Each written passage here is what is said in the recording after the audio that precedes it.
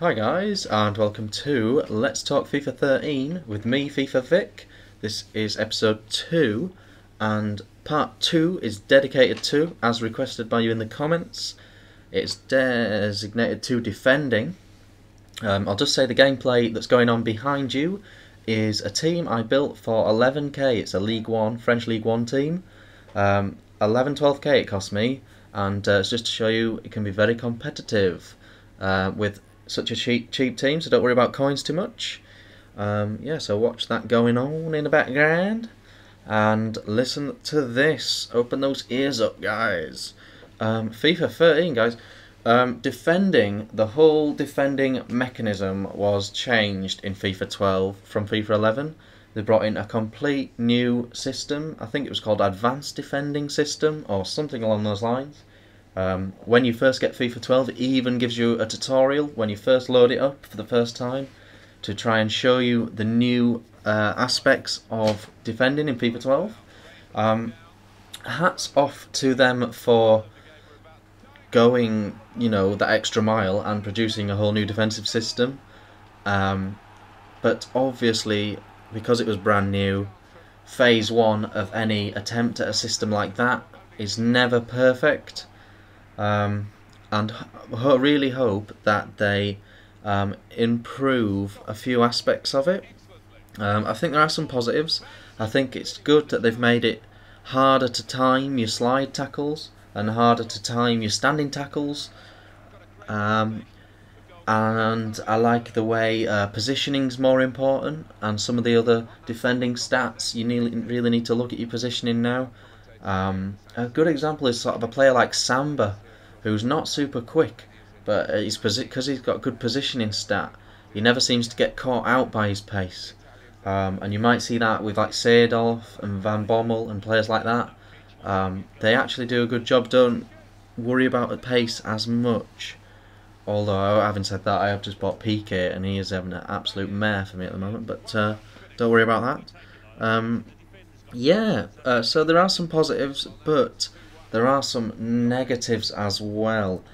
And the first thing I've got to say is the new defending system combined with the new impact engine has made for a very, very tricky time getting the decisions right in terms of what's a foul and what's not. For example, if a player's running through and making a run that someone can time with a through ball, you see it all the time. The defender will just block them off, like completely shoulder charge them off the ball. Like the ball will be down one end of the pitch, but in the middle of the pitch, you see the defender just accidentally blocking him off and completely stopping him from making a run. In real football, obviously that would be a foul.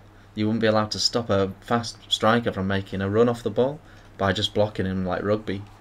So obviously that's a bit of a flaw. And the same thing with slide tackles as well. Like, if you do a slide tackle and you completely miss, just by the fact that the impact engine knows you're laying on the floor, quite often you'll end up tripping up or turning back on the guy and completely slipping over. So it's really crazy that, like a completely mistimed slide tackle can actually turn out to be a really good way of getting the ball back or stopping the guy. Or it just gets really messy at times with the new impact engine. So that's a bit, that spoils it a little bit. Like sometimes if you get playing against a guy and he starts raging, he goes to ground all the time, and he sort of manages to accidentally win the ball a few loads of times, and your players end up laying all over the pitch crying, and that's really annoying. Hopefully they can get a handle on that, really. Try and just get the impact engine sort of more nicely fitted in with the new defending. Just seems, it just seems like a lot of off-the-ball fouls aren't getting given as fouls, and there seems to be a lot of accidental contact with players that seems to benefit the defender when it shouldn't really, and it gets all messy. So the whole decision-making of fouls is a bit crazy. It seems to have been a bit crazy on this FIFA 12 as well. In FIFA 13, I don't want to see so many ridiculous penalty decisions and free kick decisions. I like the idea that there are some controversial penalties. I like the idea that, was that a penalty or not, and you can have a little debate about it. It's great for YouTube commentators to have something to talk about.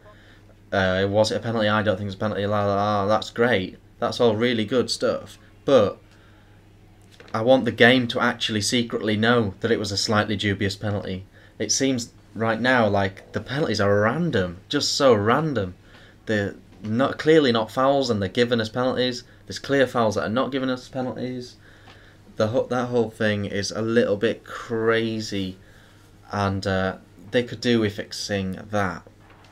Obviously, the main thing, you're screaming at your computer or whatever you're watching this on, saying, why is he talking about contain? Obviously, a lot of people have had a real problem with contain defending this time. The idea of having the contain button, which is A on Xbox and X on PlayStation.